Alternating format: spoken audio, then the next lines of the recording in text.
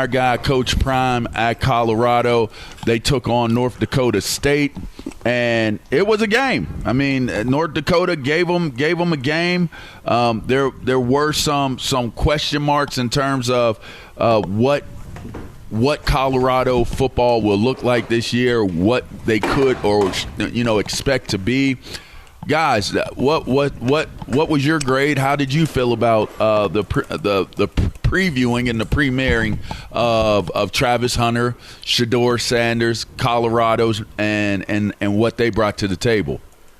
Individually, Shadeur played great. Travis Hunter played great. Jimmy Horn played great. Mm-hmm. Those three players offensively were they were unbelievable. Unbelievable. I'll say this though. Colorado must be better if they have any chance this season. Unless North Dakota State is they're really that good. It's a really good program. Yeah, but that's a really good program. They're FCS, and I say that with all respect, meaning if you are going to compete at a high level in the Big 12, you can't struggle with an FCS team. You right. No disrespect, you can't struggle with them. Mm-hmm. You got to put them in their place and let them know, like, y'all good where y'all playing at, but this here is a different level. They never put them in their place. And I didn't see that. Yeah, defensively, North Dakota State pretty much ran the ball at will. They did what they wanted. They ran the ball at will. And so unless Colorado figures out how to play together as a team defensively, we got to stand our gaps. Do my job. Let me do my job. And if we all have that mentality, we'll get things done. But from the game that I watched, they must play better because Travis Hunter ain't going to play like that every game. Shadeur not going to play like that every game. Jimmy Horn not going to play like that every game. And if they do, when you go against better teams, it may not be enough. That still won't be enough. It may not be enough. Defensively, I mean, they played fine. They didn't stop the run. And then at the end of the game, like, I promise you they were playing like we play Madden. I'm Pat Stadden. Let me get some – just run the ball. Oh, no. They could have ran the clock. They got a first down. They could have ran the clock out. Take a knee. Like, you really going to throw the ball? I couldn't believe it. And so, yeah, you won. But if you want to be better than what you were last year, things got to change, and they got to change fast. I mean, what are we really expecting from the Colorado State team? Colorado team. Yeah. I mean, what's their identity? We don't know. I mean, we know they have Shadeur and Travis Hunter. I mean, Shadeur goes out and he throws for 445 yards on 26 completions. They weren't protected. He was balling. Yeah, but from a defensive standpoint, it's like you say, man, if they can't slow down a North Dakota State football team in the run game, then they're going to have trouble in the conference. So we really don't know what to expect from Colorado moving forward, and I really don't even understand why Deion was so upset. I don't understand. It's the first game of the year, and you're going to have to be able to make adjustments on the fly, especially during the first game of the year, because you really don't know what you're working with until you put this team out there on the football field. So they went out and played great. Travis Hunter is listen, this kid's going to be a star. He's a bad because boy. If he can go out there and play both sides of the field and have an impact the way that he's having, man, he may be the best college football player in all of college. If y'all make sure. Go ahead. I'm sorry. Go ahead. If he keeps on going the way that he's going, I mean, we're going to be talking about this man being a Heisman candidate real soon. At some point, we're going to talk about that. Yeah, but they cannot just sit there and rely on Shadeur and Travis Hunter, even though how great they are, for them to go out and compete like that every weekend, because it's not going to happen. They're going to have to be able to play defense in this conference if they want to compete to win football games. Here's what I'll say. While Shadeur Sanders had a well of a game, he delivered the ball when he needed to.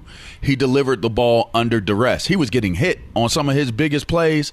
He was getting hit on, and he's delivering the ball. He stood in there and was dropping dimes on him. I mean, the accuracy was amazing what I saw from Shadeur Sanders, his poise in the pocket, what I saw, his escapability, his mobility, and trying to extend the play and give himself an opportunity to get the ball to the receivers and them to get where he could get them the ball. I thought it was amazing what Shadeur Sanders said. It goes without saying, Horn and Hunter.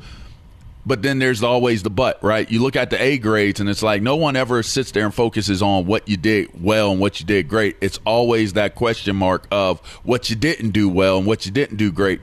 I felt like coming out of that game, a lot of the same concerns and criticisms that I had for this team last year are still the same ones this year. Now, I know they added Fat Boy to the team. You know, they got Warren Sapp helping out the defensive front. Now, I thought the defensive front would have been way, way more dominant. Now, granted, North Dakota State is one of those offensive lines. They're tricky. Yet they are a mid school, right? They're not a major. They're mid. And when you look at that matchup, you assume to yourself that your defensive front, it's going to be a front where you don't have it to be able to compete with a Power 5. But North Dakota State is one of those exceptions to the rule. They do have a pretty good offensive line, good size, and they have good scheme.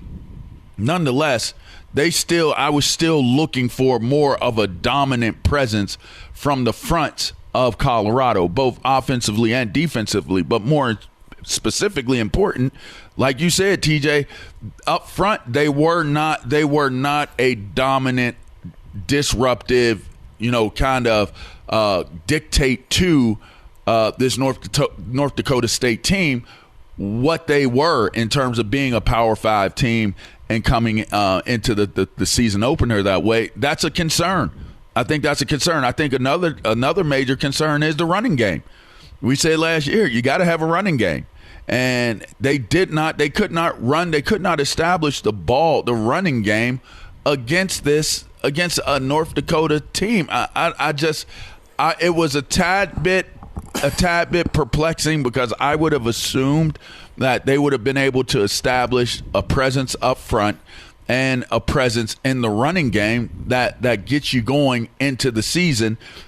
I made the comment a couple times. I was in State College. I was talking to a couple of old teammates and lettermen, and they were like, and it resonated with me. It was like that play right there where they dropped it into the check down to the flare.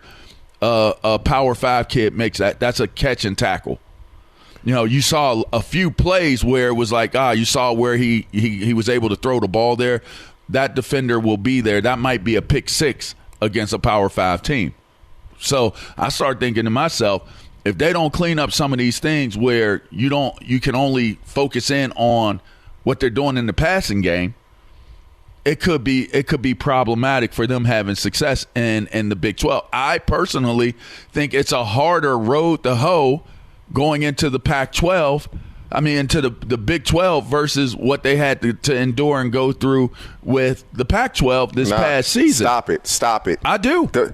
LeVar, the Pac-12 was the best conference in football last year. No. Yeah. TJ, come on, stop. The Pac-12 was the best conference in football. Listen, the I Big think 12 Utah has never been the best conference in football. I think that the way they play Pac-12 ball, was the best conference the way Utah plays ball is one of those that I think they play like a SEC top team. They play like a Big Ten regular team, which is very physical, and they're able to establish themselves.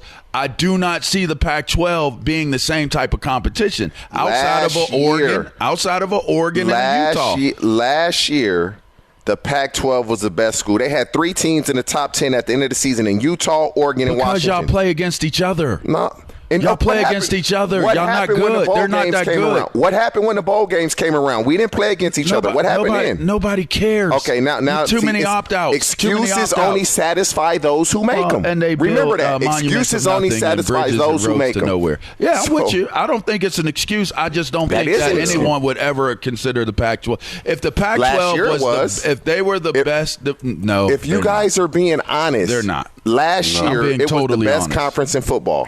I'm being very honest. Last year. Before that, it's the SEC every single year. When they last year, listen, it was the Pac-12. They made it to the championship round. God bless. And then they went up against a team that I'm saying this is how they play in those conferences. At the top of the SEC, that's how they play. Hey, you know what, though? In the Big Ten, that's how they play. We're going to get a good read on this when Oregon goes in to the Big Ten and dominates it. We'll get a good read on it. Yeah, right. Big Ten. Watch. Remember I said that. You're going to get a good read for certain. Remember I said that. We're going to revisit this in December. Remember I said this.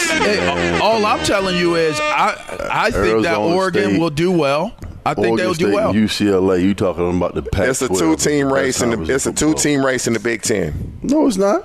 Oregon, Ohio State, the two O's.